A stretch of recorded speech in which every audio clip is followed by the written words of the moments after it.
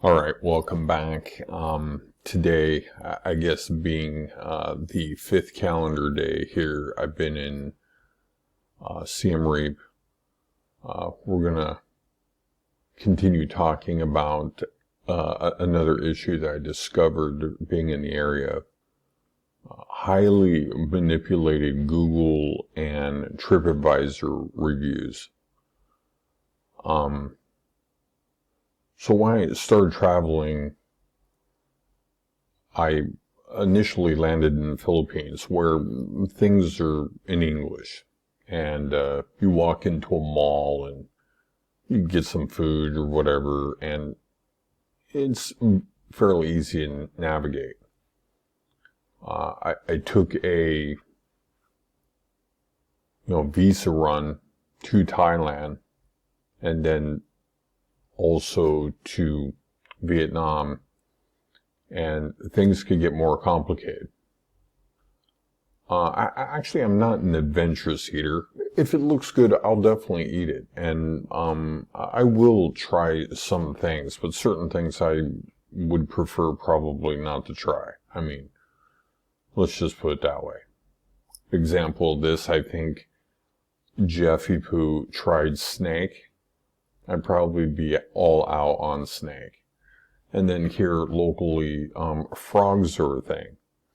Now I heard they taste like chicken, but I would probably be ex-nay on the frog legs. Or in this case, the whole frog. But I found Google reviews to be helpful, in Vietnam especially. Finding things like hummus, like Mediterranean food. I found probably one of the best hummus places ever in over there in Manila using the app. Other places, fried chicken in Vietnam. I mean, again, some of the best fried chicken I've ever had. Another place is this place in Vietnam had bacon BLT sandwiches, very good. I mean, homemade bread. It was really a nice find. And I started making reviews because honestly, it was really frustrating as a traveler to take the reviews at face value, right? And go to the place expecting to find good food, and then only to find clearly the place had paid for fake reviews. That situation is going on in a major way here. And personally, I think to myself, because one place in particular, I'm not trying to blast any place. But when you find a good place, it's great. But when you find a bad place, with all these fake reviews, and you get suckered in, you get a little upset. So that's why I started making reviews myself. I'm no food reviewer. I just try to give an accurate review of my experience. I mean, if the food was good, I try to go out and make a point to put a good review, right? If the food was bad, or like one place recently, I mean, looked at the menu. That's a big deal in most of these places, especially where English is not thing. Point at what you want, and gives you an idea of what you're ordering, and what shows up as different. You're like, hey. But this place is on steroids. One place I went to go eat, 1,000+ reviews, maybe even AI reviews, honestly. had pictures of probably their food. I mean, my guess was probably their food. And then reviews that, at least on their face, seem real. And I went to this place, and it was clearly, the place had loads of fake reviews. And actually, this is an actual thing here. I've talked to many other foreigners. There is two markets, I would say, here. You know, one being the tourist food. You know, vloggers come in here, oh, you know, it's great, you know, and everything like that. And it's wonderful when you find a great find. But it's another thing, you know, when you get suckered in and you come to this place watching vlogs and you get the complete wrong idea. And to kind of even combat this situation, there is a Facebook group that I discovered. I'm not a Facebook user, but my assistant has an account where I can go on sometimes and take a look. I'm not going to go into the Facebook name. Again, that's not really what I'm trying to do. But there is a Facebook group where people share more accurate experiences where, you know, you could get a better idea of where to go to eat. Because this is a problem. And now the tourist food, I would say, is better, right? Like I had a hamburger, and the hamburger was great. And actually happened to be owned by a guy from the United States. And the food was great. It was a good hamburger. I don't mind having a hamburger from time to time, but it's not what exactly I'm looking to eat. And actually, if you're looking to save money, I mean, again, tourist food is not the way to go about it. You want to try to eat as local.